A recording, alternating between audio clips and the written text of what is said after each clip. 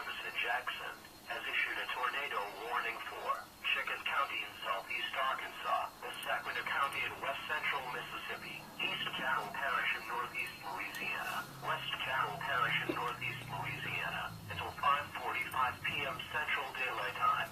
At 4:45 p.m. Central Daylight Time, a tornado was indicated near Oak Grove moving east at 35 miles per hour. The tornado will be near Shelburne and Milliken by 4:55 p.m. Central Daylight Time, Castle Way by 5 p.m. Central Daylight Time, Grace by 5:25 p.m. Central Daylight Time. A tornado warning means that a tornado is occurring or imminent.